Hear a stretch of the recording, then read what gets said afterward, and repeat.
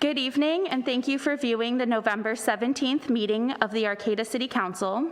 The City Council meeting is being held as a teleconference in response to local efforts to reduce the COVID-19 virus. New cases continue to be reported in Humboldt County. The city urges residents to get vaccinated as our best defense against the virus and the personal and economic impacts it has on our town. If you would like to, please join me for the flag salute. I pledge allegiance to the flag of the United States of America and to the republic for which it stands, one nation, under God, indivisible, with liberty and justice for all. Will the city clerk please call roll? Vice Mayor Goldstein. Here. Councilmember Schaefer. Here. Councilmember Matthews. Here. Mayor Atkins Salazar and Councilmember Watson are both absent. Thank you. If you wish to make a comment during the meeting, either at the 2 open public comment periods or for an individual agenda item, there are 2 ways to do so. 1, if you are logged onto the Zoom meeting webinar, click raise your hand when it's time for public comment on the item you wish to speak. The clerk will unmute you and you will have 2 minutes to comment. 2, you can also access the meeting by phone. Call the number at the bottom of your screen, enter the meeting ID also at the bottom of your screen, press *9 on your phone to raise your hand. When it is time for public comment, city staff will request you to unmute and you will be prompted to dial *6 on your phone. You will hear a prompt that will indicate your phone is unmuted and you will have 2 minutes to comment. Now we're going to move on to ceremonial matters. Will Councilmember Matthews please read our proclamation for Arcata Main Street Season of Light and Wonder and Light? Thank you, Vice Mayor Goldstein. The City of Arcata proclamation designating November 27th to December 31st, 2021 as a season of wonder and light in Arcata. Whereas Arcata Main Street and local businesses are coming together for the annual celebration of the holiday season, the season of wonder and light in the heart of Arcata. Everyone is invited to enjoy holiday sights, sounds, and cheer throughout the month. And whereas Arcata Main Street's Small Business Saturday event on Saturday, November 27th from 11 a.m. to 5:30 p.m. shall include local business gift previews and promotion, a special editions farmers market, an opportunity to add wishes to a tree that will be lit at 5:30 p.m., and other holiday cheer surprises. And whereas Arcata Main Street will host an outdoor holiday Sunday art market series November 28th through December 19th, featuring locally made arts, craft, music, and holiday activities from 11 a.m. to 4 p.m. on 8th Street of the Arcata Plaza. And whereas Arcata Main Street will feature businesses offering special events throughout the season of wonder and light, including Friday, December 10th's Arts Arcata, with extended shopping hours, music, arts and craft vendors, and a wine, chocolate, and cheese event. And whereas on Saturday, December 11th, Santa and friends will tour the shopping center of Arcata on a vintage fire truck parade, beginning at the farmers market at 12 p.m. to bring cheer to the children and families all across town, and local residents are encouraged to help make Arcata sparkle with the celebration of lights starting in the evening. And whereas Arcata Main Street encourages residents and visitors to patronize the local businesses supporting this community event series, enjoy the beautiful array of lights on the historic Arcata Plaza throughout the season, to soak up Arcata's friendly small-town holiday atmosphere, and choose Humboldt by trying local stores first in person and online when it comes to holiday shopping. Now therefore, be it proclaimed by the City Council of the City of Arcata that November 27th through December 31st, 2021 is the season of wonder and light in Arcata. The Council also wishes to recognize Arcata Main Street for its constant efforts to promote and enhance Arcata's identity, economy, and cultural spirit, dated November 17th, 2021. Signed by Stacey Atkins Salazar, Mayor. Thank you so much, Councilmember Matthews, and thank you, Arcata Main Street. We are now going to move on to early oral communications. This is the 15-minute time period that is provided for people to address the council on matters not on tonight's agenda. At the conclusion of all oral communications, the council may respond to statements. Any request that requires council action will be set by the council for a future agenda or referred to staff. Speakers addressing the council at this time are limited to 2 minutes, and we can take up to 7 speakers. Please raise your hand if you are on Zoom, or press *9 if you are calling in by phone and wish to make a comment. Do we have any public comment? We do. We'll start with call-in user 1. Go ahead. Hi, am I the one, user 1? You are, Joanne. Go ahead. Hello? Okay, yeah. So it's Joanne McGreta-McGarry, and at this point in the meeting, I just want to acknowledge that I did receive emails from 3 of the council members in response to my email to them, and I will be probably commenting or being asked to make public comment on a few items throughout the meeting. But I just wanted you to know that I appreciate your getting back to me, and I look forward to contributing more to the meeting. So thank you very much. Thank you. Do we have any other public comment? We do. Our next public comment is Richard Marks. Go ahead, Richard. Yeah, good evening, City Council for Arcata. My name is Richard Marks, and I'm a Regional Compliance Manager for the Construction Industry Force Account Council. We're a nonprofit organization that monitors agencies' public works jobs, and I'm just here to introduce myself. It's a whole new Arcata Council since the last time I came on. I might be speaking to an item later on this meeting, and I just thought I would introduce myself.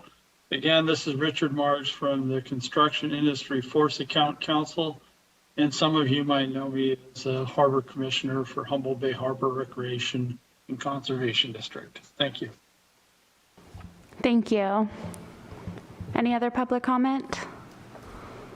I see no other public comment for early oral communications. All right, thank you all. Now we'll move on to the consent calendar. All matters on the consent calendar are considered to be routine by the City Council and are enacted in one motion. There is no separate discussion of any of these items. If discussion is required, that item is removed from the consent calendar and considered separately. At the end of the reading of the consent calendar, council members or members of the public can request that an item be removed for separate discussion. A, approve minutes of the City Council meeting of November 3rd, 2021. B, bi-weekly report on general warrants. C, adopt resolution number 212-28, a resolution of the City Council of the City of Arcata amending the class and pay resolution, management, mid-management, confidential, and appointed employees to reflect the new position, project, and grant manager. D, approve the purchase of 2 charging stations for electric buses and award a purchase contract to GILLIG Corporation for a total of $119,534, including tax, freight, and a 2-year extended warranty, and authorize the city manager to execute all applicable documents. E, adopt resolution number 212-30, authorizing submission of several United States Environmental Protection Agency targeted Brownfield assessment grant program applications, and authorize the city manager to execute required documents. Is there any council member that would like to remove an item? Is there any member of the public or staff that requests an item be removed from the consent calendar? We do have a request from the public. Go ahead, Joanne.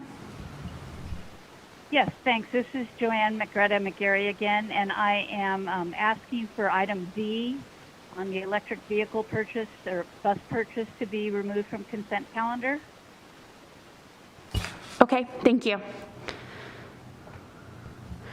All right, and so then first you would just take a motion on the remainder of the consent, and then we'll go to item D. Is there a motion for the remainder of the consent calendar excluding item D? I move that we approve the consent calendar minus item D. I'll second. All in favor? Aye. Aye. Aye.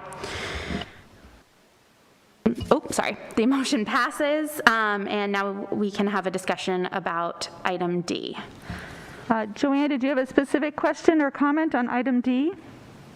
Go ahead. My comment is, yes, thank you. My comment is about these purchases of electric vehicles, which I applaud, but I also want it to be transparent at this point in time that much of the energy used to charge these electric vehicles that we are purchasing for the city are currently using fossil fuels to charge them.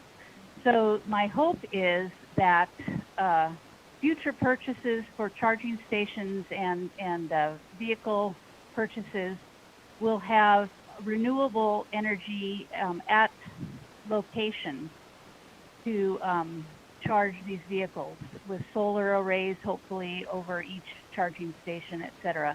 I just think it's really important that, yes, great that we're doing these actions, but it needs to be clear that we're still using fossil fuel energy for these electric vehicles, as far as I'm aware. So just wanted to make sure that we are out loud recognizing this. Thank you.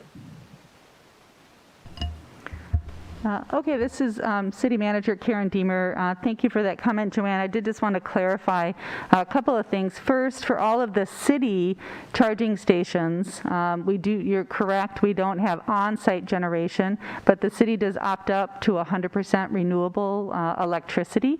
So all of the electricity for all of our city operations is 100% renewable portfolio. These particular charging stations for our 2 electric buses will be installed at Humboldt Transit Authority, and Humboldt Transit Authority does have on-site solar generation. They did a sizable install in part to gear up for electrifying the fleet. So there will be on-site on this particular location, and then 100% renewable here in Arcata. But thank you for that comment. Thank Thank you. you for that clarification. Is there any further comment on this item or a motion? I'd like to make a motion to approve the purchase of 2 charging stations for electric buses and award a purchase contract to Gillig Corporation for a total of $119,534 and authorize the city manager to execute all applicable documents. And thank you, Karen, for that clarification. I'll second. All in favor? Aye. Aye. Aye. Okay, thank you. Now we are moving on to old business. Item A, adopt resolution number 212-26, adopting the Arcata Strategic Arts Plan, and resolution number 212-27, designating Arcata Playhouse as the city's local art agency. Can we please have a staff report from Gillian Martin? Yes, hello all. We are going to jump into our presentation.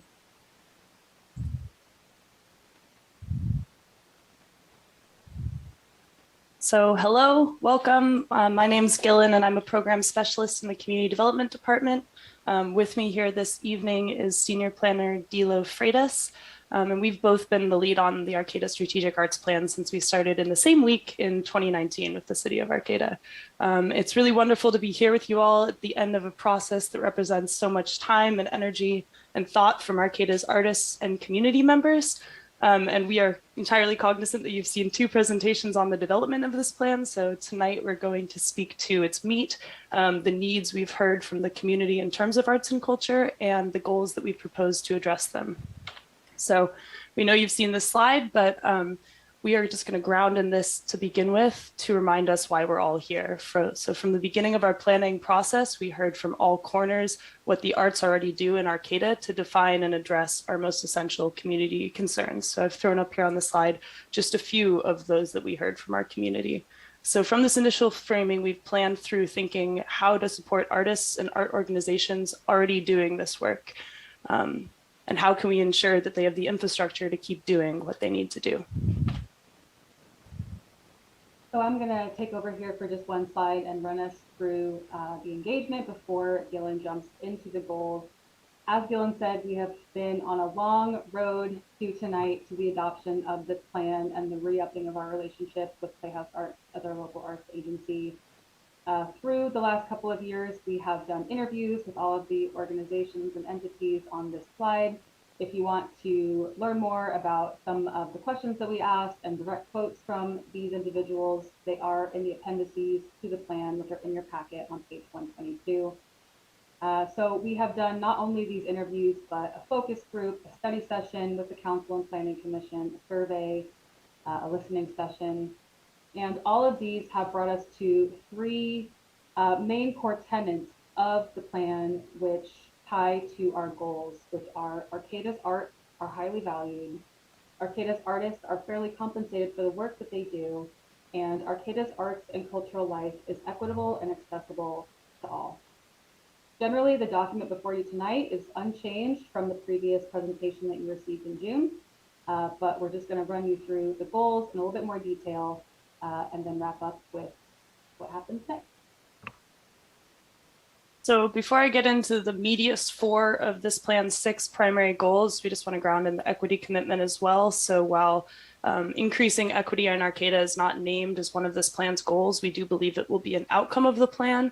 We've heard of the work that arts and artists do in Arcata to identify and name inequity and facilitate conversation and change toward equity. So we believe that by supporting those actors in our city, we will be working towards greater equity.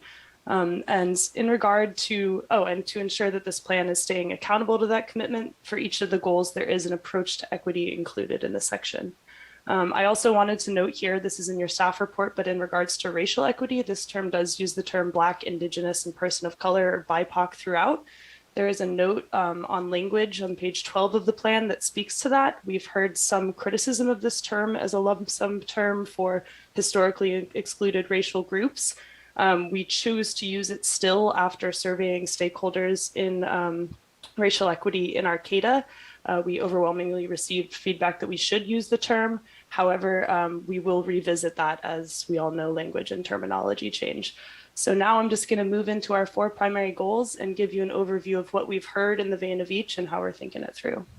So first, increasing arts in public spaces.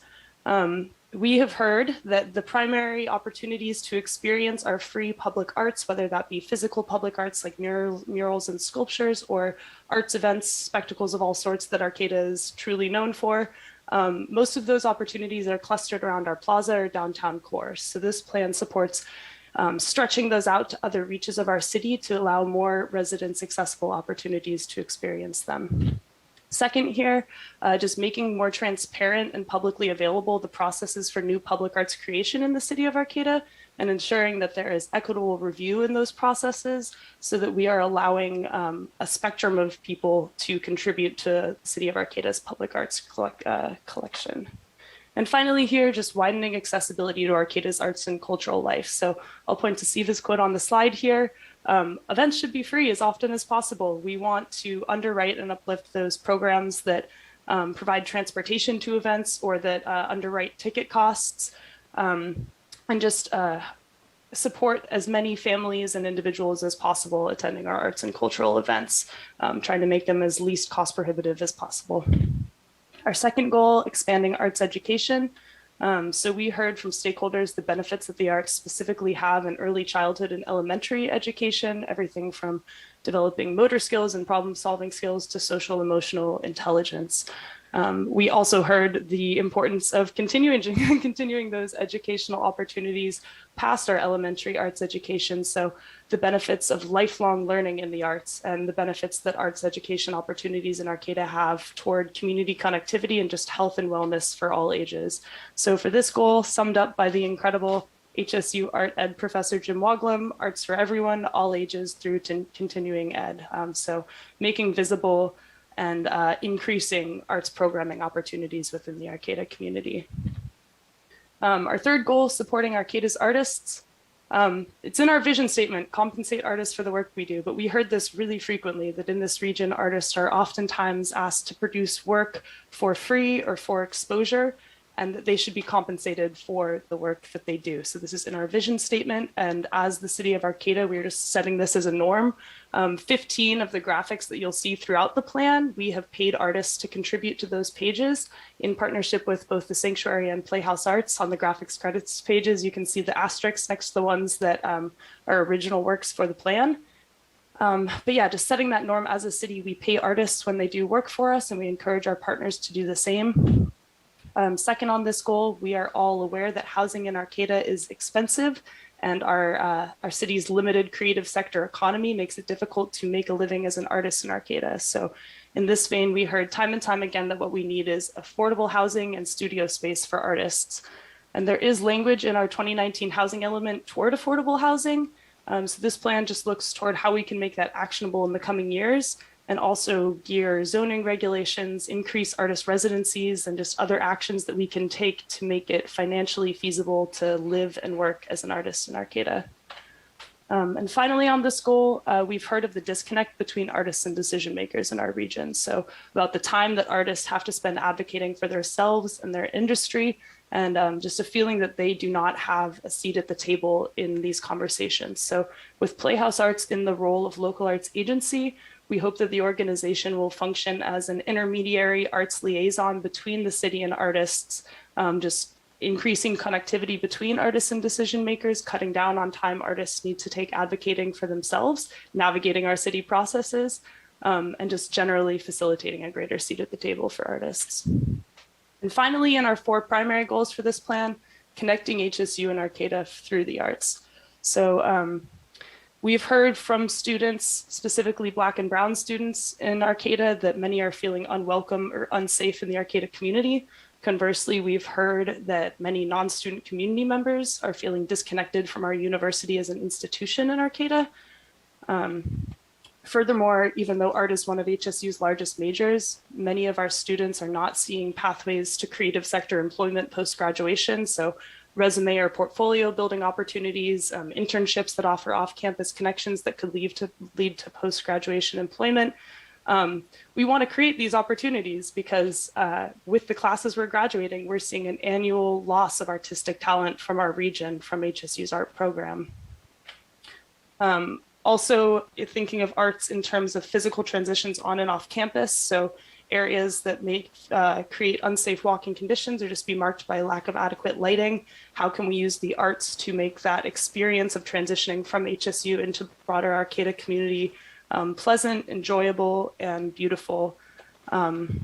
Also in the vein of physical transitions, we've heard that many off-campus community members do not attend events on campus due to hills or parking or general accessibility concerns. So this plan is not only thinking about how to get students off campus, but rather how can we use the arts to facilitate greater cross-pollination between on and off campus communities, and how can the city and HSU specifically partner better to promote events and to provide and plan for accessibility around them. Okay, and as Dylan mentioned, our last 2 identified goals really are meant to provide support to the other 4, which really speak to identified needs in Arcata's community. So the last 2 are first to use this plan as a tool to secure additional funding for the arts, which is definitely a need that we all have identified. And lastly, to continue to formalize the relationship between Playhouse Arts as our local arts agency and the city. And to clarify, they have been our local arts agency for about a decade, but with the new resolution tonight, we are continuing to formalize and specify the roles and responsibilities of each party in order to continue to achieve these identified plan goals in partnership. So we have these 6 goals, and this is our last slide. The question now is what comes next? And I think that Dylan and I are both very proud of this plan. I think we've done what we can to make sure it's representative of the community that we serve. It definitely identifies needs and offers some solutions, but it really is just one step in a chain of continuing to support the arts. And as a first step, we will be continuing to update our own internal processes to ensure that they're as equitable and transparent as possible. We have the revised local arts agency agreement before you tonight as well. But we also want to recognize that this is a different council than the council that originally directed this work, and we are in a very different situation than we were in 2019. We would love to hear what the council would like to see come next, and also hear from hopefully members of the public who are in attendance tonight and are here to support this work. So thank you for supporting us and allowing us to work on this. Thank you also to all of our partners who dedicated a lot of time to bring this to fruition. And we are here to answer any questions that you may have. Thank you so much. That was really wonderful. Do we have any questions or comments from the council?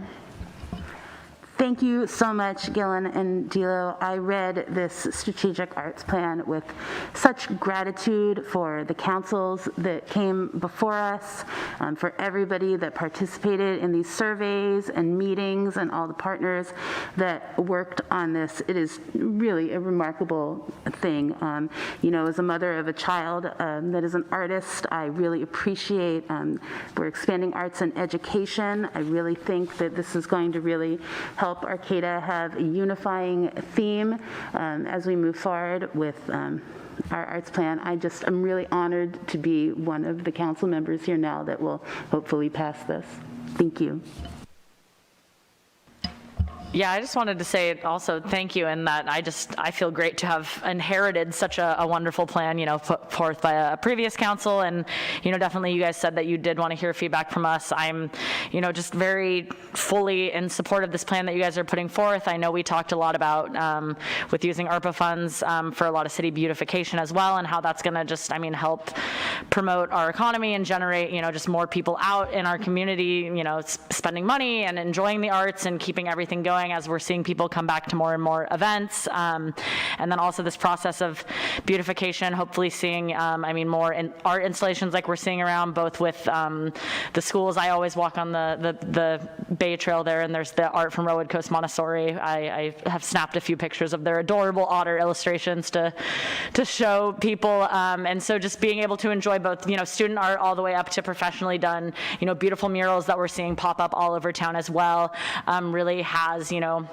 I think provided something great for people to come back into our community, especially as events are opening up, more people are out in public and enjoying our, you know, spaces. So I think that is going to be a great place for us to start and, you know, be able to move forward with this plan. But just, I mean, Gillen and Dilo and everybody in community development and all of these diverse stakeholders that you guys have, you know, gotten together, I just really thank you for that, because this plan is really, it's sound. I think it really reflects a lot of what our community wants and needs. And so just thank you guys all so much. And I really appreciate the fact that we're all looking through this through the lens of equity and inclusion. It's just really wonderful. Thank you. Yes, I absolutely agree with everything my fellow council members said. I'm so appreciative for all of the hard work you all are doing and this incredible plan. I think art is such an important part to a flourishing and healthy, happy community.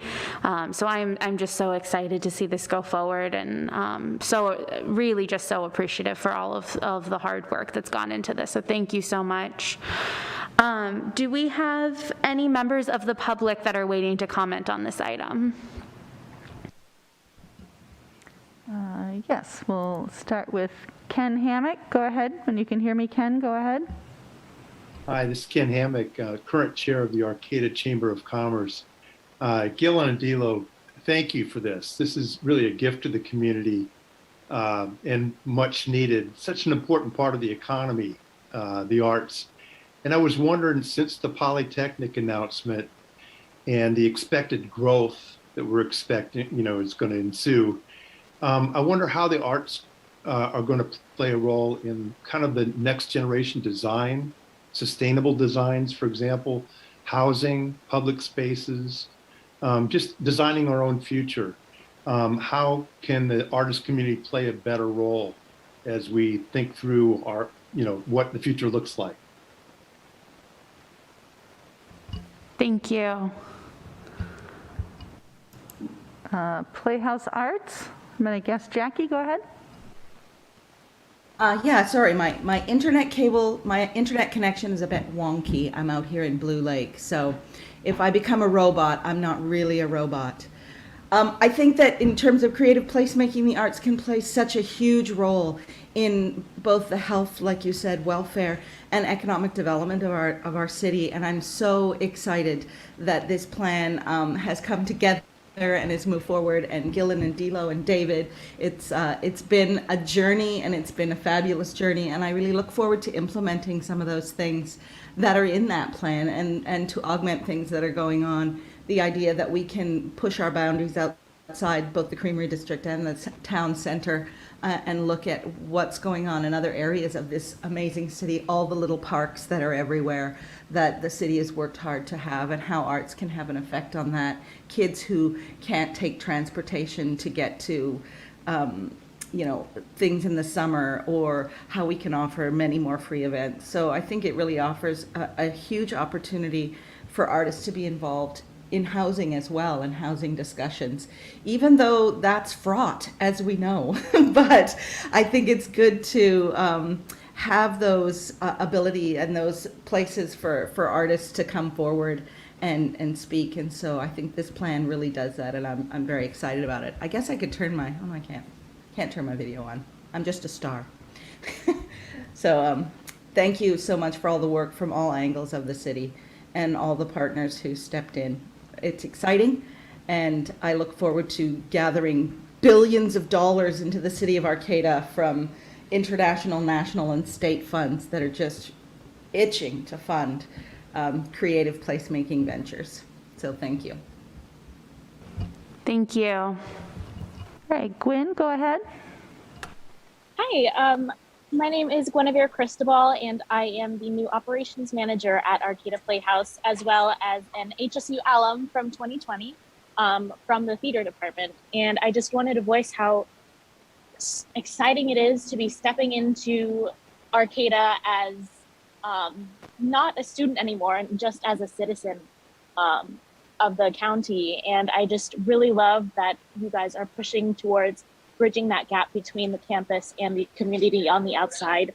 And I just wanted to say, the inclusion aspect of it is, as well, being a queer Filipinx identifying person is just very exciting. And I'm just I'm looking forward to seeing how the strategic arts plan takes place. Thank you. Thank you. And we have no more public comment. Do we have any final comments or a motion from the council? I think it would be my honor to recommend that the City Council of the City of Arcata adopt resolution number 21226, adopting the Arcata Strategic Arts Plan, and resolution number 212-27, designating Arcata Playhouse as the city's local arts agency. I'll second. All in favor? Aye. Aye. The motion passes. All right, now moving on to item B, receive an update and provide direction on the city's American Rescue Plan Act, ARPA, priority projects. Can we please have a staff report? Yes, thank you, Mayor and Council. I'm going to turn this over to our Environmental Services Director, Emily Sinkhorn, for the update tonight. I just did want to preface that there's no required action tonight, but we just wanted to have additional discussion. If thoughts or if ideas were coming to the council direct, we wanted to make sure that we were vetting those, and just to give you an update on some of the projects and where we are. So go ahead, Director Sinkhorn. Well, good evening, Vice Mayor and Council members. Thank you for the opportunity to give an update on the city's priority projects for its American Rescue Plan Act allocation. So as a reminder, the council first discussed potential ARPA priority projects in about mid-August. And then on September 1st, the council reviewed and recommended selected priority projects that really met the eligibility criteria for allocation from the American Rescue Plan Act, and that also really furthered the goals of the council from this past year's goal setting. And so again, the intention of these one-time federal funds, they're allocated to state, local, and tribal governments, and are really aimed at pandemic response, and then really building back a stronger, more equitable economy. And the city of Arcata's share of these funds is about 4.4 million. And we wanted to provide an update today on the progress of some of these priority projects, and also just some updates of staff research and to get feedback from the council. So I'm going to share a screen real quick.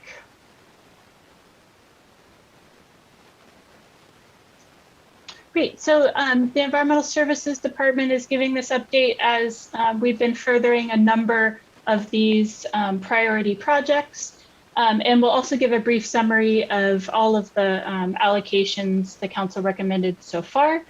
So for this first project, the council really looked to the potential of continuing to support CUNA, a project of nonprofit cooperation Humboldt, as they've been actively engaging community members and expanding kind of grassroots networks within Valley West.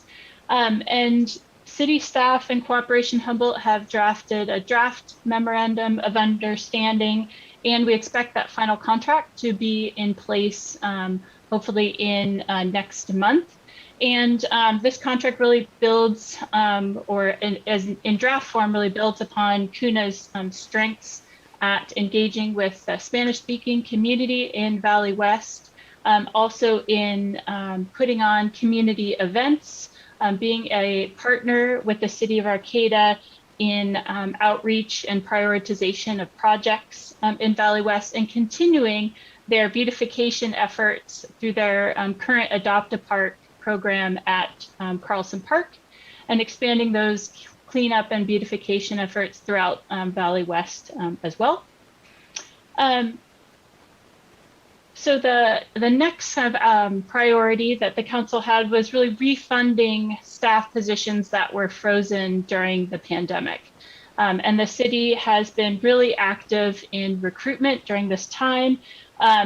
For ARPA funds, one parks maintenance worker has been hired from these unfrozen positions, and staff have really focused on additional vacancies and have recently hired a number of new staff.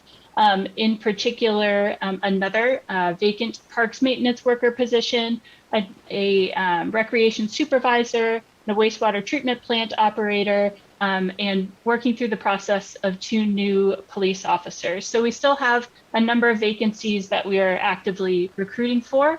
And the city manager's office has advanced an online application system through governmentjobs.com that we really hope can be able to reach even more qualified applicants. So for this next priority project, the council had really wanted to focus on economic recovery and focusing on beautifying the G&H Street downtown Northtown neighborhood as a key business district within the city.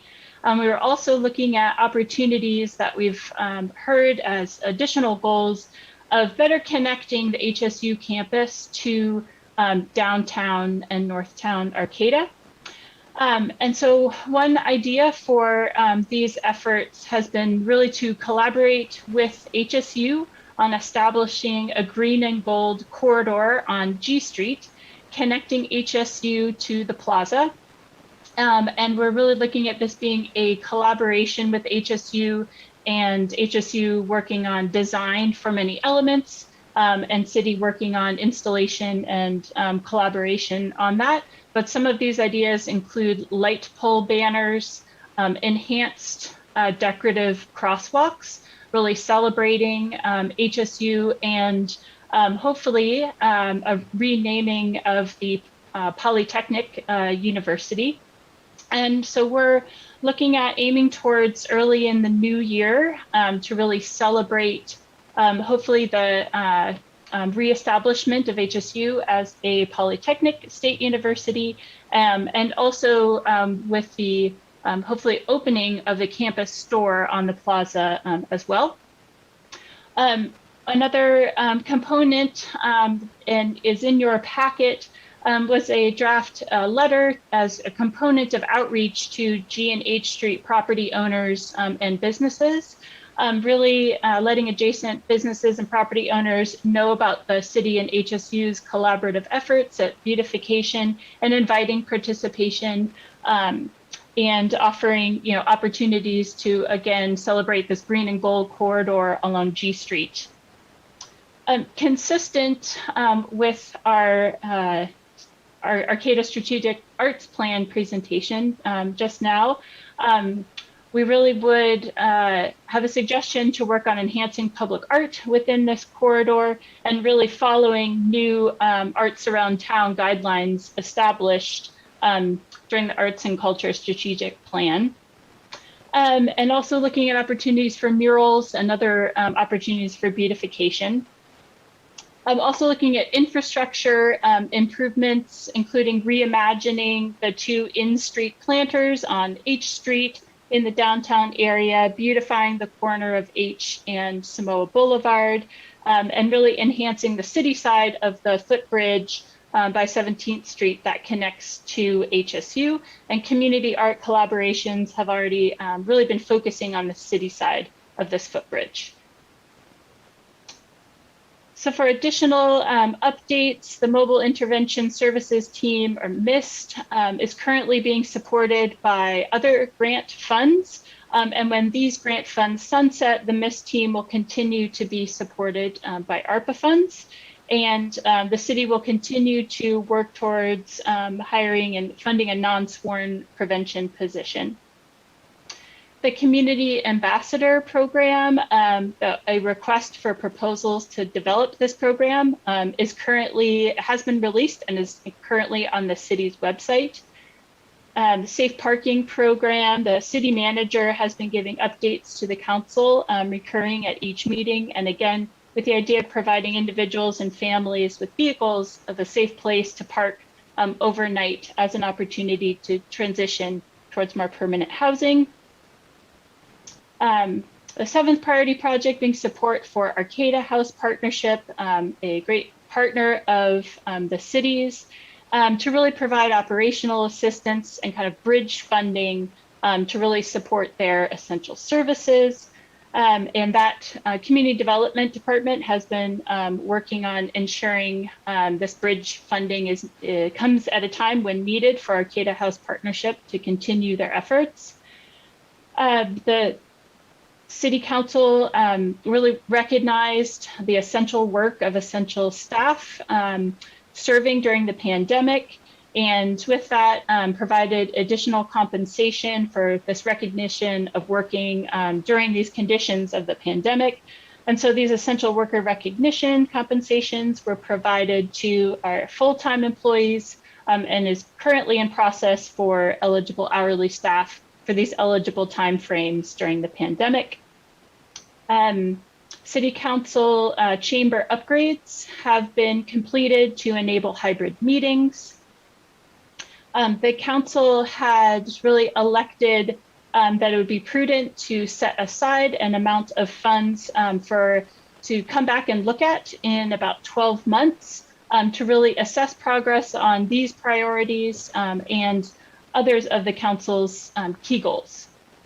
And so the kind of 10th or on the sheet, 11th priority project of the council really hoped to focus an allocation of ARPA towards climate change adaptation measures. And in September, staff had said we would return to council with some ideas that really met the council's goals for climate change adaptation measures. And Environmental Services Deputy Director Emily Benvey will provide an update on those ideas. Thank you. Good evening, Council.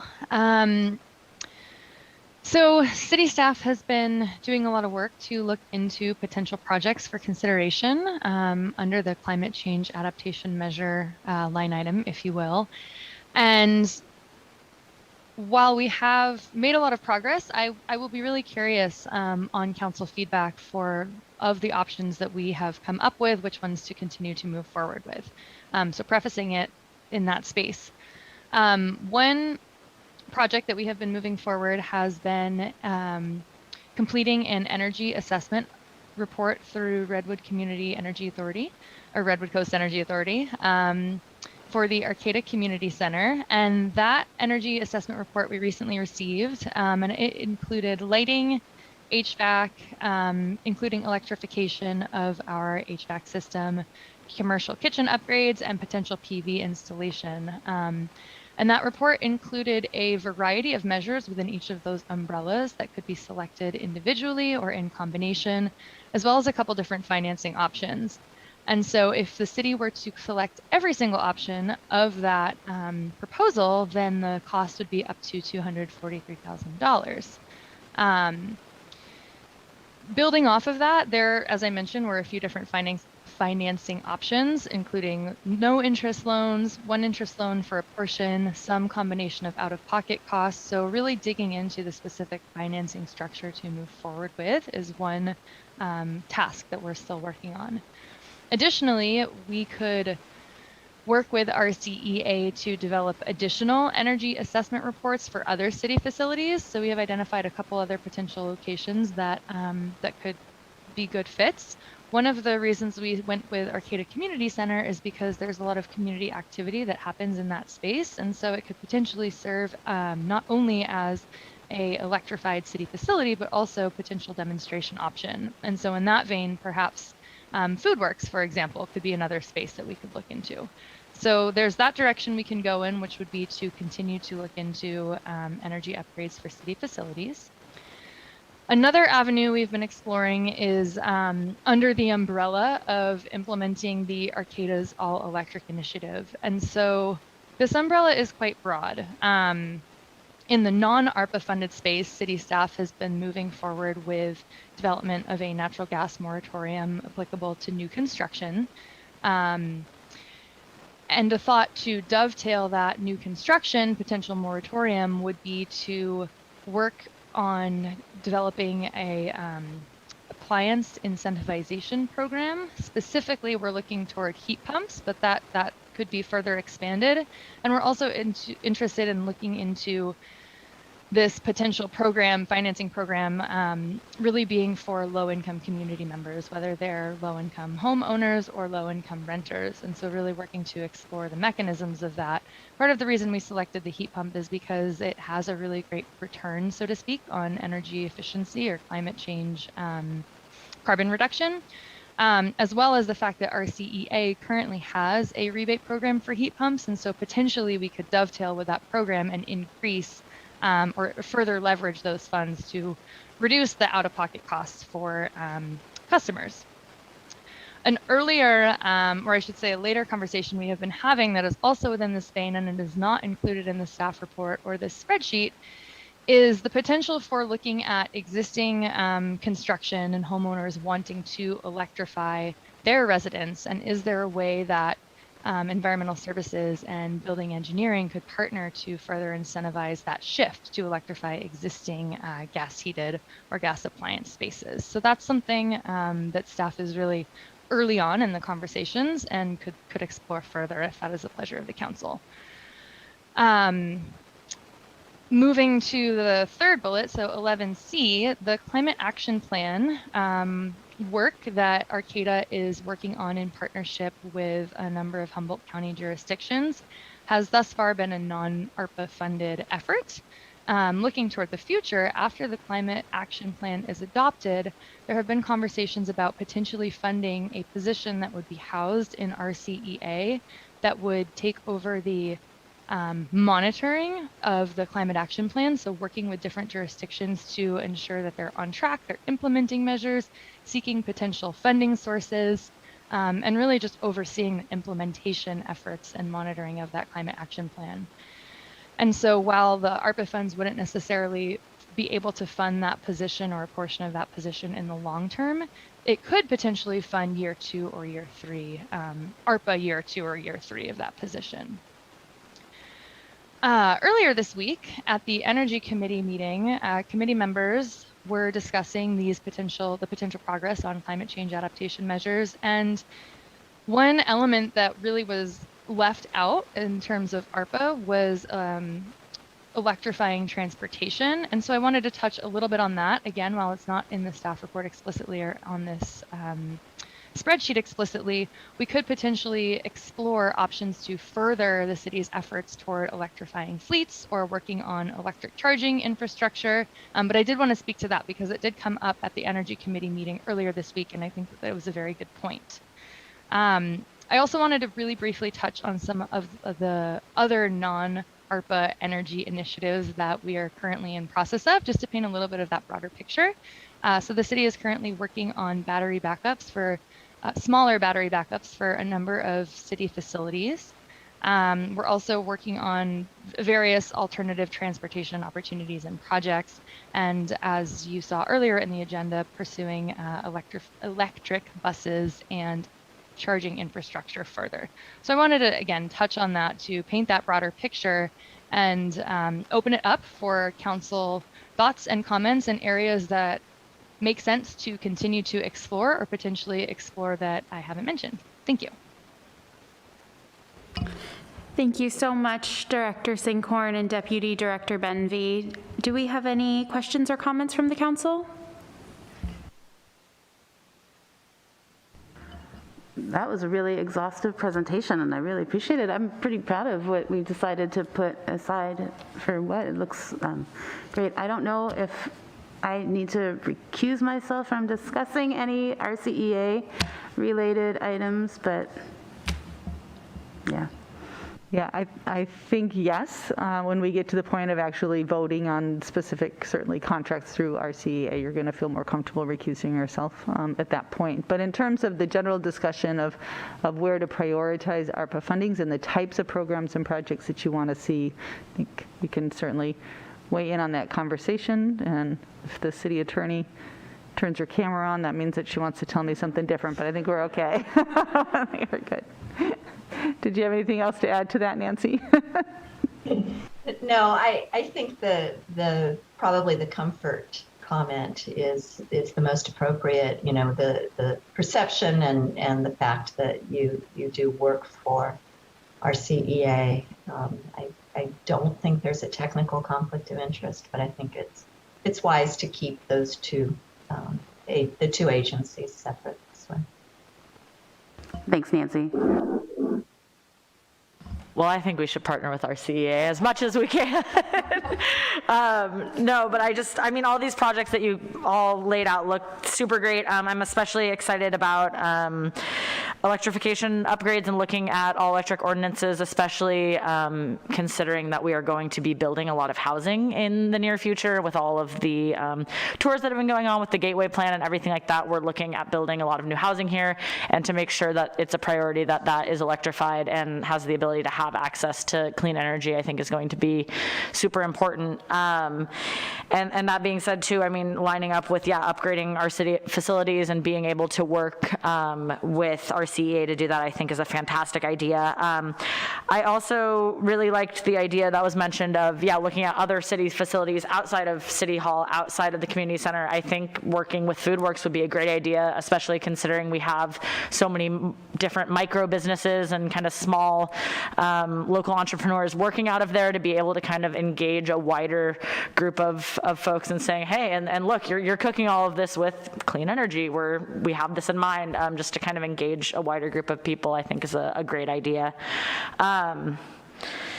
And I mean, direction-wise, too, I mean, all the projects on the list all look great to me as ones that I would support. And I think definitely also, as we're going to see the Climate Action Plan come to us either later this year or very early next year, I think, keeping that in mind as, we want to be a city that's going to help fund that and help, make this a reality in our county, as we, Arcata can do what we want, but also working together with the whole county to make sure that climate change is a priority, I think is going to be an important step. And I think stepping up to the plate to be able to use some of these ARPA funds to fund somebody to work through the cap, I think is going to be important as well. So I'm very excited about the Community Ambassador Program. I think that's going to be so valuable.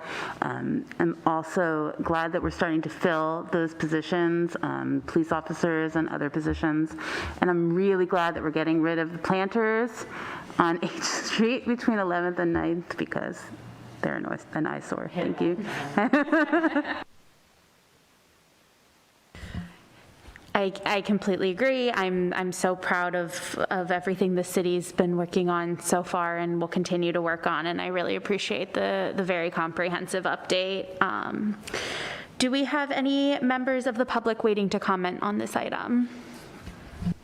We do. Our first comment will be from Colin. Go ahead, Colin. Thanks. This is Colin Fisk, and speaking tonight on behalf of ROCKER, the Redwood Coalition for Climate and Environmental Responsibility, and really appreciate all of the effort that staff has put into this, as well as the council's decision to set aside some of these ARPA funds for climate-related purposes. And I'll keep it very brief. Essentially, we support the recommendations that the Energy Committee made, and hope that the city will continue to follow that path. Thank you. Thank you, Colin. I see no other public comment on this item. Okay, are there any last comments from the council, or does anyone want to give direction, make a motion, or we also don't have to do anything, so. In the absence of a motion, we're going to keep going down this path. That sounds great to me. Yeah, cool. All right, great, thank you. Moving on to new business. Item A, introduce ordinance number 1553, an ordinance of the City Council of the City of Arcata, amending the Arcata Municipal Code relating to purchasing procedures, Title II, Administration, Chapter 4, Fiscal Administration, waive reading of the text and consent to read by title only. Can we please have a staff report from our contracts manager, Danielle Allred? Hi, good evening, Vice Mayor and council members. The item before you is intended to modernize the city's purchasing policies and procedures, which determine how the city manages materials and supplies purchases and contracts out for professional services and public projects. The last revision of the purchasing ordinance was adopted over 12 years ago, and the proposed new ordinance would update the policies to reflect increases in the cost of materials and contracted services, and to bring the city's purchasing limits more in line with state guidelines for public projects. In recent years, there have been increasing instances where compliance with the current purchasing limits have caused delays in budgeted city projects and diverted staff time to meeting those requirements. These ordinance revisions would help improve efficiency in the execution of city purchases and projects that have already been approved through the budget adoption process. One example of this I can give is from May of this year, when the Environmental Services Department needed to purchase several thousand feet of wire to complete the installation of the new oxidation pond aerators. Quotes from local distributors put the purchase within limits that would require approval by the City Council. However, due to frequent fluctuations in the costs of construction materials during COVID, vendors were unable to guarantee a quoted price for more than a single day at a time. However, the staff report seeking approval for the purchase needed to be completed 2 weeks in advance of the council's meeting. So with the proposed limit increases, staff would have been able to order the material sooner, utilizing the best of 3 quotes received, and then rather than having to wait several weeks for the purchase and ultimately paying a higher price for the materials, which is what ultimately happened. The proposed revisions to the ordinance also include an increase in the contract price that the council can approve for professional services without first conducting a request for proposals or RFP. Some important examples of how this change would benefit the council's goals include creating less constraints on the distribution of ARPA funds through agreements with organizations like Arcata House Partnership and Cooperation Humboldt's Kuna Project, the city's annual agreement with Bob Gearhart, doing business as Hydro Resources International for services with the Arcata Marsh Research Institute is another example. These agencies are uniquely positioned to provide the particular sought-for services. However, those agreements are currently constrained by the monetary limits we have in place, which require that any project greater than $50,000 go through an expensive RFP process. The proposed revisions would raise the council approval limit to $200,000 per project, with projects greater than $200,000 requiring an RFP. With the exception of design build projects, I'm not aware of any statutory requirements that dictate monetary limits for when an RFP must be used for contracting for professional services. Only that RFPs are a good practice for ensuring that such agreements are awarded in a fair and competitive manner. The limits for professional services contracts imitate those limits established for public projects by the California Uniform Public Construction Cost Accounting Act, otherwise known as CUPCA. The city elected to become subject to CUPCA in 2001, as detailed in Article 3 of the ordinance. Earlier this week, I was contacted by Richard Marks, a local representative for CFAC, who introduced himself to you earlier this evening during public comment period. Richard wished to comment on the revision proposed to Article 3, Section E, Award of Contract, which would increase the purchasing agent's authority to award informally bid projects for public projects from $25,000 to $50,000. And he may wish to share more of his public comment, but in essence, he pointed out that per CUPCA, that limit could actually be $60,000. And I explained that the city had intended to leave a 20% buffer for unforeseen contingency, just to ensure that any contracts awarded in this manner did stay within that $60,000 limit. But he suggested that the council could consider simply using the text of section 22032 of the Public Contract Code, which lays out those monetary limits per CUPCA, and put that in the ordinance instead. Other revisions to the ordinance would enable the city to utilize more modern methods for accepting bids and disposing of surplus assets over the internet. Earlier this year, as part of the continued declaration of a local emergency related to the coronavirus pandemic, the council authorized staff to utilize an online auction system for disposing of surplus items.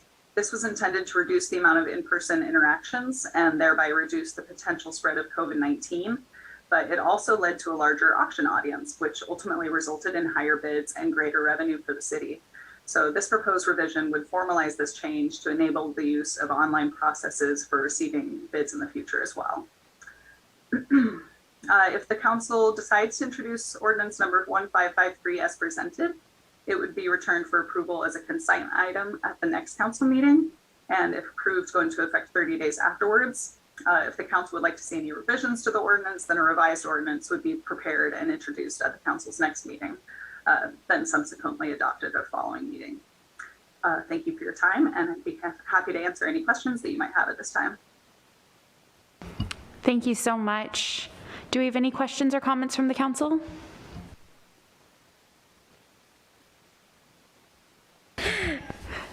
Great. That means you did a great job. Thank you.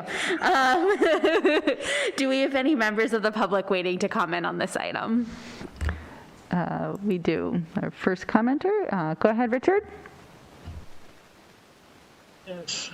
Thank you, council, and thank you, Danielle, for the discussion I had with you the other day. This ordinance is way outdated. After 12 years, it's time to look into some of the nuances. And as far as procurements, I was more concerned about public works.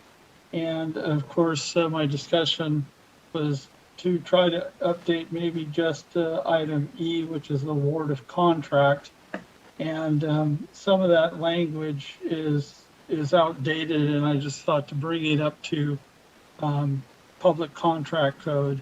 Adding 22032 would be in the best interest, I think, for the city of Arcata, because it does allow the city of Arcata to do negotiated contracts and purchase orders up to $60,000 without having to do anything but sit at your desk and do that. And then, of course, for any other items between $60,000 and $200,000, there'd be an informal procedure that's set forth in the article for CUPCA, as you said, and you guys do maintain a list of preferred contractors to be on that list. And then, of course, it would still stay pretty normal as far as public projects. More than 200,000 would actually need to have a formal bid.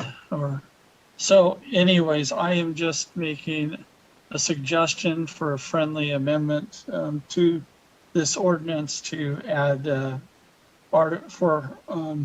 your Article 3, is it? And item E, and to add that language from the California Uniform Construction Cost Accounting Act. And I know this is boring stuff. This is public contract codes and public works, and I'll end it there. Thank you for your time. Thank you. Do we have any other public comment? No other public comment for this item. And Council, if you're interested, I can share my screen and kind of show what a revision that Richard is suggesting might look like. Yes, please. Thank you. So this is what we have currently, about the purchasing agent can award contracts between, it's currently 25,000 and the initial proposed ordinance would move up to 50,000. This is the language essentially from section 22032 of the CUPCA, is these A, B, and C. So one advantage is if we did make this is that these limits are subject to adjustment by recommendation by the California Uniform Construction Cost Accounting Commission, if approved by the state controller. So if we did adopt this language, it would essentially automatically incorporate any future adjustments. The previous iteration of CUPCA had the limits at 45,000 to 175,000. They were since raised to 60,000 and 200,000. So that's just one item for consideration. Thank you.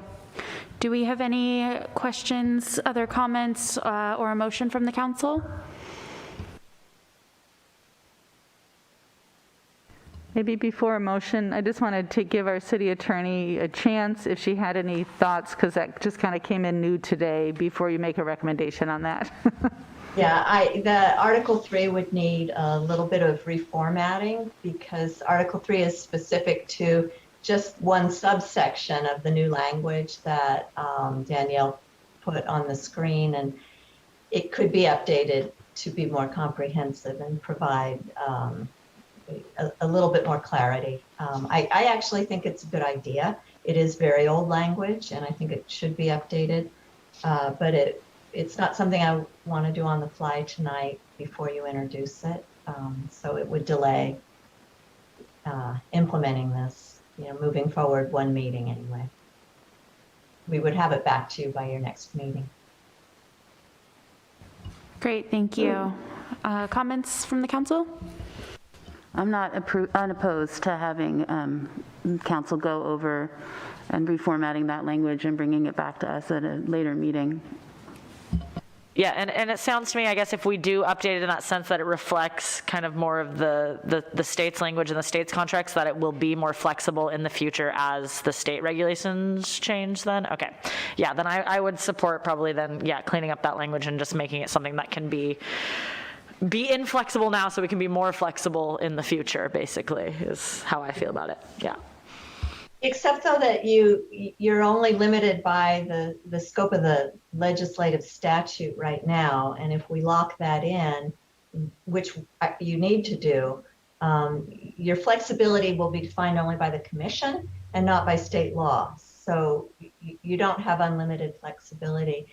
The other thing I want to point out is that I know one of the intents as this ordinance was being drafted by staff was to bring the limits for acquisition of the supplies, equipment, and services to similar levels to the public works construction. Now, public works construction projects have to go out through formal bid process. It's very heavily regulated by state law, the competitive bid process.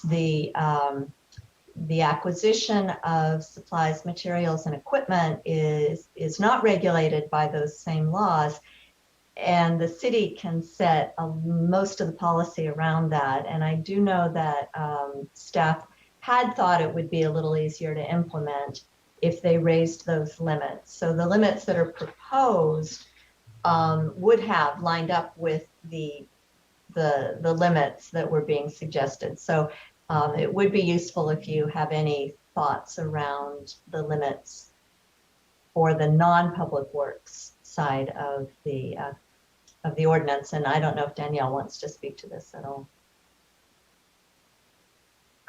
Yeah, right now we have it listed up to raising it from $15,000 to $50,000.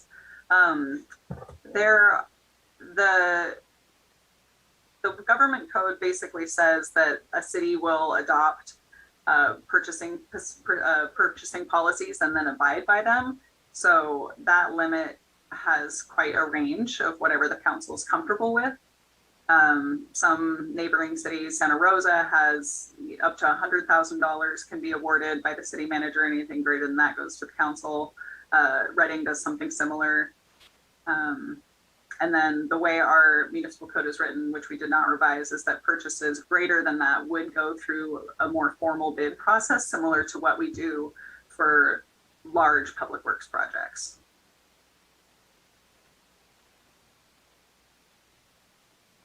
I was just going to say thank you. Go ahead with your comment. Yeah, I'm comfortable with the limits that were suggested by Danielle.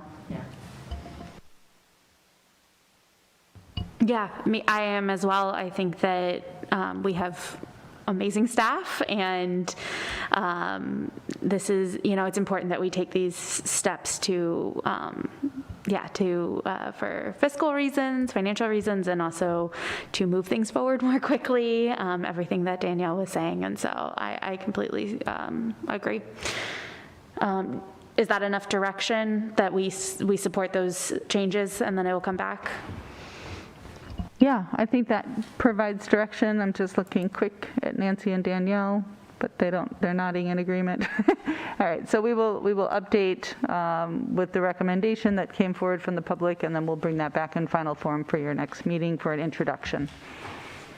So can I just, I'm sorry, just for clarity, update to move the procurement limits for supplies, equipment, materials to the same limits as public works projects? Is that what I heard from the council? So it would be up to 60,000. Yes, 60,000. Yes. Yeah. All right. Very good. Thank you. Okay, great. Thank you. All right, moving on to item B in new business. Consider adopting resolution number 212-29, authorizing a Brownfield cleanup grant application for the Little Lakes Industries property. And can we have a staff report, please, from Director Loya?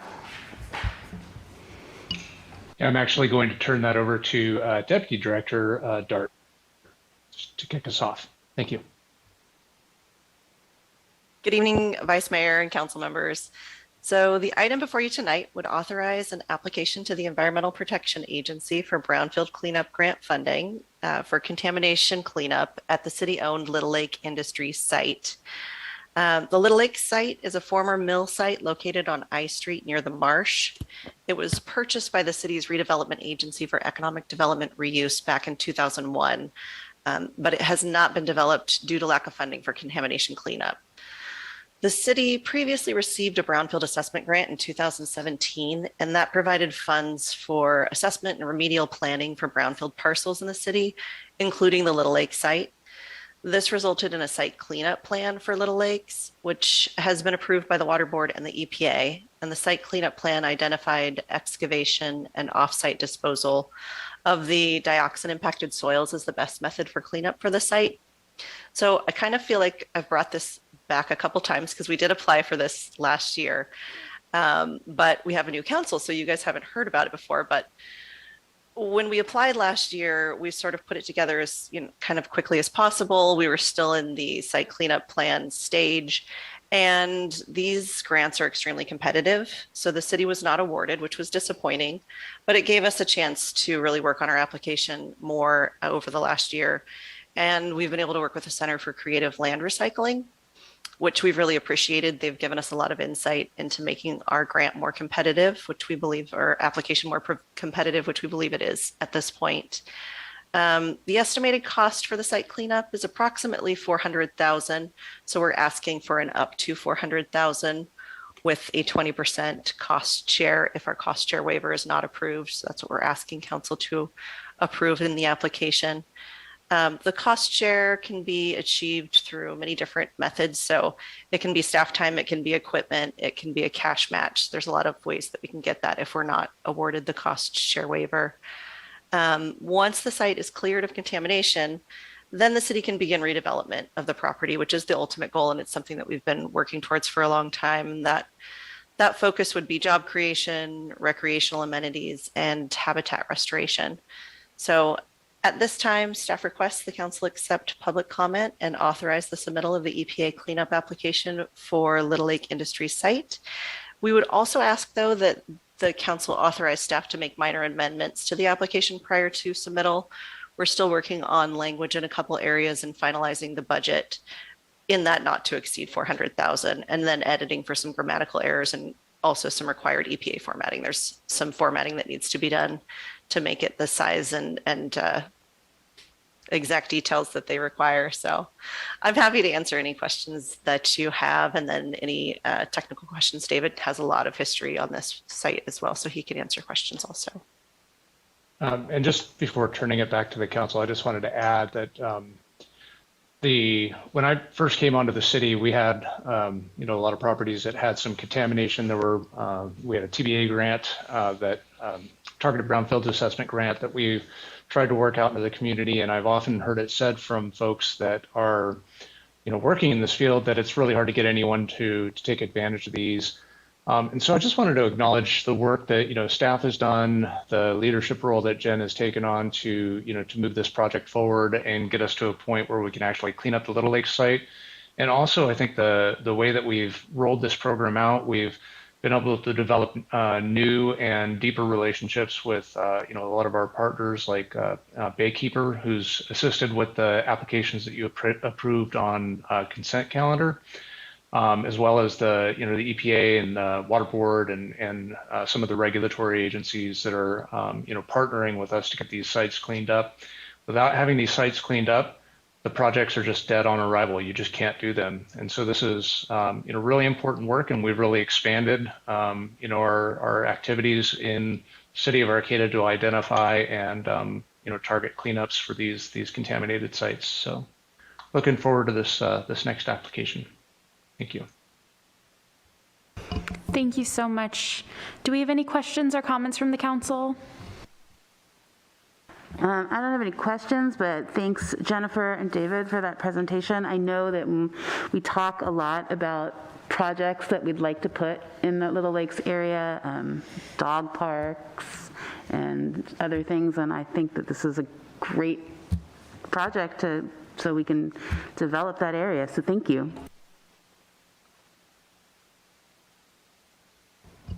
I completely agree. Thank you.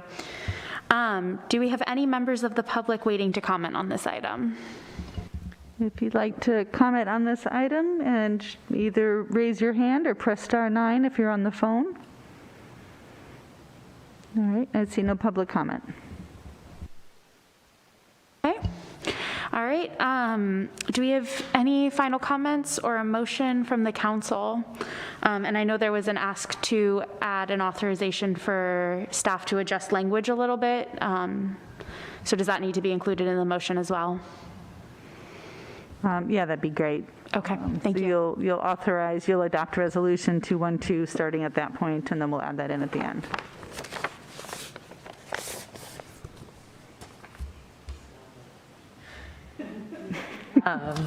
Okay, well, I move that we adopt resolution number 212-29, authorizing submission of the city's grant application for up to $400,000 in hazardous materials remediation funding to the EPA for cleanup of the Little Lake Industry Site, and allow city staff the ability to change and clean up language on said grant. And do we have to include the third point too, the authorized 20% cost share? Is that part of it? Yeah, that'd be great. Okay, and then also authorize a 20% cost share of up to $80,000 from the city in the form of cash match and staff time if the cost share waiver is not approved. I second. Wonderful. We have a motion from Councilmember Schaefer and a second from Councilmember Matthews. All in favor? Aye. Aye. And the motion passes. All right, moving Thank you. on to oral and written communications. This is a time provided for people to address the council on matters not on the agenda. Please raise your hand if you're on the Zoom webinar, or press *9 now if you are on the phone line and you would like to make a public comment. Speakers are limited to 3 minutes at this time. When it's your time for public comment, you will be unmuted and invited to speak. Do we have any public comment? Yeah, go ahead. Call-in user 1, Joanne.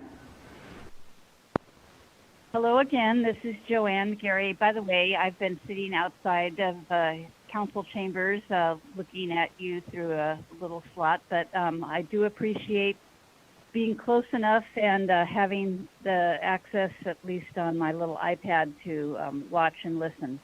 I am calling this time around to wonder when we will be having more hybrid meetings for both council meetings and maybe even committee meetings.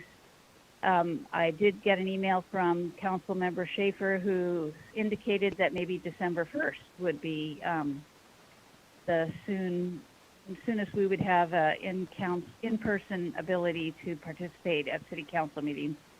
So that is one question.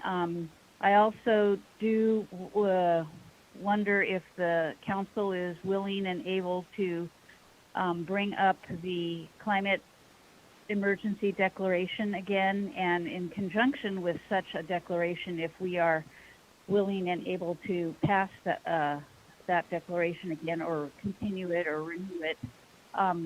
The idea of visibly putting an earth flag on flagpoles to indicate our seriousness with this issue, and let the public know out on a flagpole that we care about the earth and what is happening and what action we are trying to take. So those two items, I guess I have a question about, and I guess there's other things to talk about, but I will save that for a later time, and I do hope I get a chance in between meetings to speak with council members individually on some issues. So thank you, and please let me know about the in-person meeting and the climate emergency declaration. Thank you. Thank you. Okay, I see no other public comment. Just in response. Oh, wait, I see one more public comment. Sorry, go right ahead. I'm sorry. Call-in user 2. Go ahead, call-in user 2. Perfect. Good evening, Council. If you could hear me, this is Oz of Arcata. I'd like to encourage the Council to give priority this winter to understanding the condition of the unhoused in our city and the public health threat that it actually is. The Public Safety Task Force is doing some phenomenal work with recommendations that they'll be bringing to you, and I'm hoping that you seriously take them under advisement when you get that body of work before you for your consideration. But what we can do is, first and foremost, is find a legal safe place to sleep at night. When I hang up this phone and lie down in bed, I have no reasonable expectation that 312 people tonight have no safe place to sleep in this city.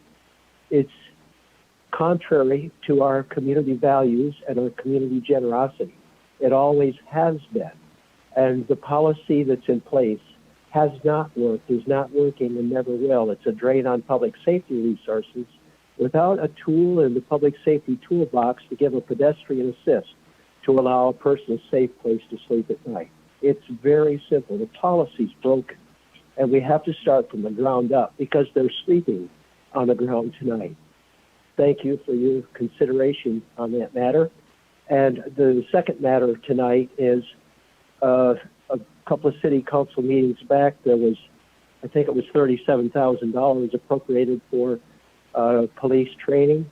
And I hope that we can get some progress reports on this training for the public record. Maybe the chief could advise and give us some more updated information as the winter goes, so that we can have a more professionally trained force, more able to handle the needs that arise and be able to make that on-call decision to put the human element back into public safety and policing. Very important to us because we know that it doesn't take much to have a situation go awry very quickly, and it's up to us to make sure that we are doing procedurally everything that we can to keep officers safe at the same time, take care of the situation as it arises. Thank you so much, Council. Appreciate all you're doing, and we hope to get back in live meetings as soon as possible.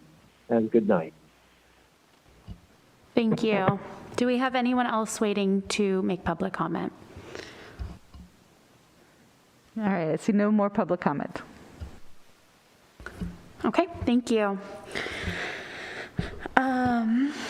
Now we are moving on to council and staff reports. May we please have an update on the status of the safe parking program from the city manager?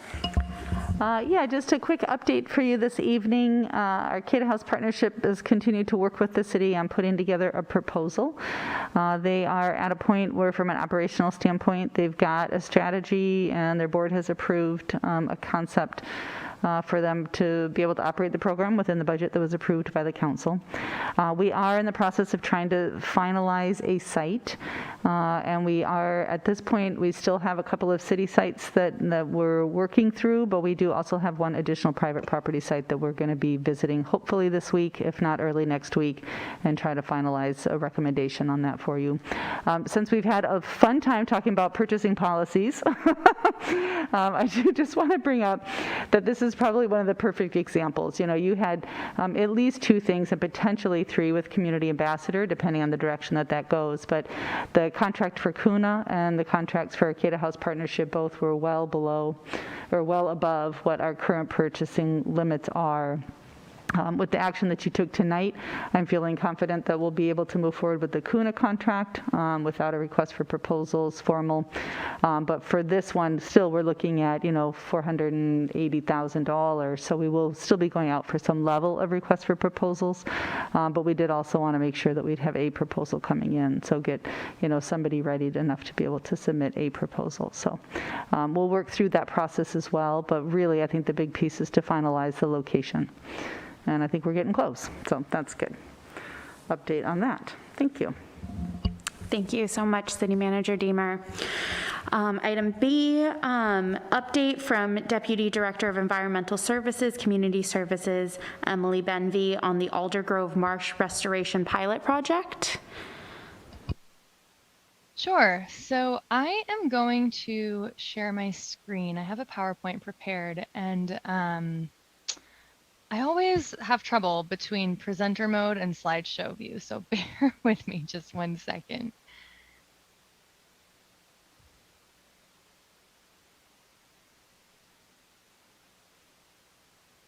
Okay, are you seeing the, good, it looks like you're seeing the slideshow mode, not presenter mode, great.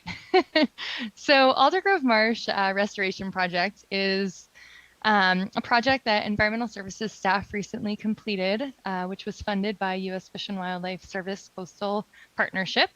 Approximately a $50,000 project, and I'm really excited to share with you tonight. This photo you're seeing right here is a great before photo of what Aldergrove Marsh looked like in early October before this project was implemented. So to start out, I wanted to share some history of how Aldergrove Marsh came to be.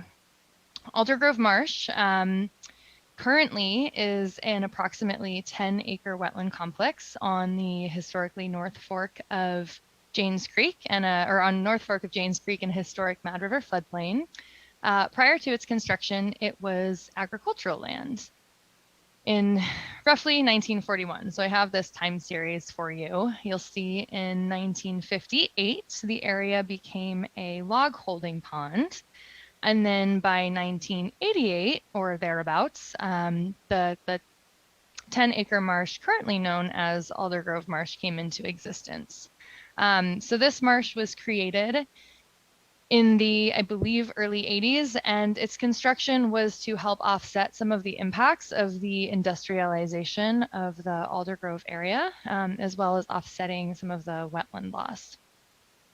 It is locally renowned as excellent migratory bird habitat, and it's also host to native amphibians and previously more, currently very few aquatic species.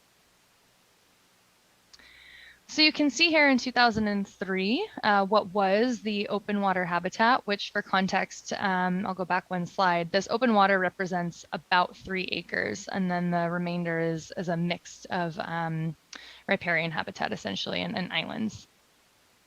So moving forward in 2003, you can see that the open water started to fill in. In 2017, it's for all intents and purposes completely filled in with vegetation. And so what has happened over time is that an invasive species, reed canary grass, had colonized much of the area, as well as a number of other invasive species. But reed canary grass has been known to really alter marsh and wetland areas. It becomes really monotypic. It's great at trapping sediment and starting to accrete and filling in and just taking over for all intents and purposes. And so as that reed canary grass has started to dominate the marsh, cattails, which are not invasive, but they are very dominating, they started to encroach further and further because cattails need shallower water. And so the reed canary grass has filled in, made the marsh shallower, the cattails encroach, and so the result has been essentially no open, or the result was essentially no open water habitat, which pushed out a lot of the biodiversity that we were seeing. So it created an environment where there was really, really low dissolved oxygen. So where there used to be cutthroat trout, there really aren't anymore. The amphibian habitat has been greatly diminished. And while there's still pretty solid migratory songbird habitat, it's still diminished over time since there was that previous more diverse habitat complex of open water as well as some riparian areas. So that's painting the picture of the before. As I mentioned, the project was about $50,000, so a relatively small scale grant, and it's really been a pilot project to restore about half an acre of the open water habitat to understand construction techniques that work and have a better understanding of scope and really cost and what it would take to further restore the remainder of that marsh. A real objective of the project has been to increase the biodiversity and functional habitat. Always fun to include our construction photos. So to give you a brief explanation of construction, we contracted with Wallace Structures, who had a long reach excavator, which is quite a huge excavator. And so it was able to reach out into the marsh and basically weed. It's like very large scale weeding the reed canary grass as well as some of the cattails to start to restore that open water habitat. Additionally, we had an airboat that we were able to go out and get some of those harder to access places to continue to clear. City staff partnered. We had our streets crew running the dump truck and our natural resources crew after the vegetation removal was completed. Our natural resources crew restored and improved the public walking trail that is adjacent to the marsh, as well as installed some best management practices. So the long-term hope is that we can really start to encourage return of public use of this space, potentially install a picnic table, a bench, an interpretive sign, and really restore a lot of that recreation as well as habitat of this area. In the bottom right, you will see someone in a vest. That was our on-site biologist. So we had a biological monitor to ensure that during this work, species were minimally impacted. So here you can see the before and afters. The left-hand side is the marsh before, and that real grassy looking vegetation is the reed canary grass, as you can see, totally filled in the open water habitat. And on the right-hand side is the after. Immediately after construction, we have that nice open habitat restored. So next steps, as I mentioned, we're hoping to do some native planting to restore some of the riparian that was impacted by construction, hoping to improve public access, interpretive opportunities, and start to consider larger scope for future potential broader scale restoration project of the area. And I'm happy to answer any questions and really appreciate taking the time to learn about this exciting restoration project. Thank you. Thank you so much. This is really exciting. Seeing the before and after was also very fun. So thank you for that. Do we have any questions? Just thank you. It's also fun to just, I don't know, share and see pictures of a part of Arcata I don't think a lot of people get out to and see very much. So it's nice to know that, the path is cleared up and, looking forward to having picnic tables and information. Very cool. So thank you guys so much. Absolutely. And I should have prefaced that Aldergrove Marsh is located on Aldergrove Road at the corner of Erickson Way. And so it's really close to a lot of business uses. And so hopefully a lot of folks will be able to come out and enjoy that space on their lunch breaks, et cetera. So yeah, exciting stuff. That's really wonderful. Thank you so much. All right, next item would be other council and staff reports. Are there any other staff updates? I just wanted to mention that next Wednesday, November 24th, there will be pre-made holiday meals this year that will be given away from Arcata House Partnership at the Annex near the Transit Center. So if there are families or individuals that are in need of a pre-made holiday meal, we won't be doing an in-person gathering free holiday meal for the community this year because of COVID-19 precautions still, but there will be pre-made holiday meals released on the 24th from 12 to 5. Thank you for that update, and thank you, Arcata House Partnership, for providing that to our community. Are there any other staff updates? All right, any council member updates? I would like to just state or ask if this is an appropriate time to talk about if we are okay with the public returning to our meetings. I know I've talked about it with City Manager Deemer. I haven't really talked about it with any other council members. We are missing our mayor tonight and other council members, so it might not be the best night to maybe bring this discussion forth. But I don't know, just putting my hat in the ring. I feel comfortable being masked and distanced in this room. I think it's possible to slowly allow our public back, though we do have a robust hybrid option as well, and just make that known to the public. That option still exists, that you can attend virtually still as well. But yeah, I just wanted to put that opinion out there. I did do some quick survey work just to let the council know. Eureka has gone back to kind of a soft in-person hybrid opening of meetings. The county, it sounds like Fortuna, Rio Del are all going to be looking at probably in the new year, going back to sort of in-person / hybrid meetings. So it's sort of what the county, other places in the county stand right now. Can we comment? Can we talk about it? I have never been a council member and I've had an in-person meeting, so of course I'm really looking forward to, talking in front of people. I am still, the vaccination rate in Humboldt continues to be really low, and I know there's talk of a winter surge, and I know that people have traveling plans over the Thanksgiving and Christmas holidays. I feel like it would be probably the most prudent for us to wait until the first meeting of the new year. I would be comfortable with that. I would agree that I'm leaning more towards waiting till the new year. I think because of winter travel and all of that, as well as our low vaccination rate, I do have some concerns that with a winter surge, unfortunately, and I hate to say it, even maybe the first meeting in January would be when we start to see that surge, that it would just be, in my opinion, irresponsible to invite folks into a closed space. Even if we are masked, we can't guarantee anything. So I would say looking more towards the second meeting in January or the first meeting in February. I too would really love to get back into person.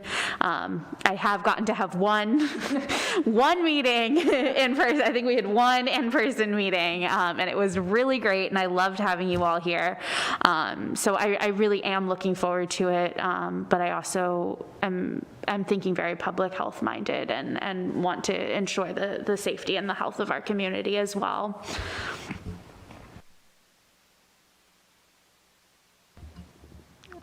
I will share those sentiments with the mayor, and we'll probably continue that discussion at our kind of dates of future meetings.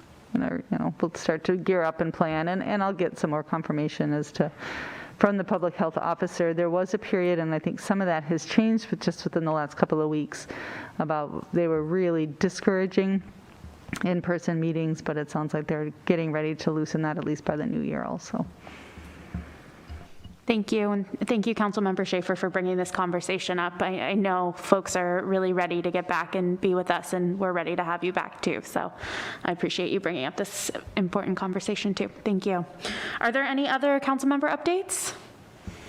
I don't have any updates, but I just want to wish everybody a safe and happy Thanksgiving holidays. If you travel, take precautions, be safe, and see you in December. All right, well, thank you. I'm gonna use the gavel because I really, really wanted to. So with that, our meeting is adjourned. Thank you, everyone.